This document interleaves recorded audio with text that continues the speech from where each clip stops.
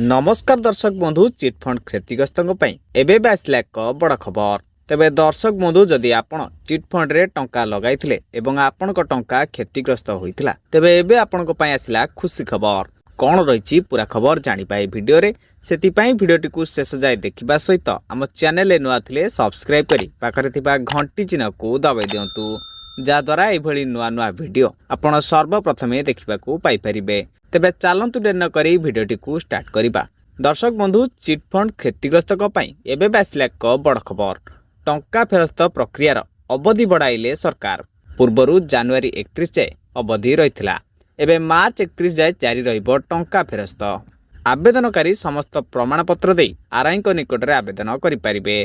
यार 15 दिन भितर टंका फेरी पाइबे। 8 ରୁ 10,000 क्षुद्र जमाकारी को टंका देउचंती सरकार। पूर्वरु चिटफंड रे क्षतिग्रस्त होइतिबा समस्त क्षुद्र आवेदनकारी को टंका फेरस्त प्रक्रियार शेष तारीख जनवरी 31 तारीख थिला। हेले धार्य समय भितर केतक जमाकारी ए पर्यंत सेमानक जमा राशि फेरी पाई नांती। सेमानक सुविधा पई राज्य सरकार टंका फेरस्त समय सीमा वृद्धि करचंती। मार्च 31 जाए समय सीमा बढ़ाइचंती। तेबे दर्शक बंधु एथिला संपूर्ण डिटेल्स आपण ए वीडियो रे जानिबा को पाइले। वीडियोटी भल लगे गोटे लाइक कर दिंतु। आम चैनल नुआ थिले सब्सक्राइब करी पाखरे थिबा घंटी चिन्ह को दबाई दिंतु।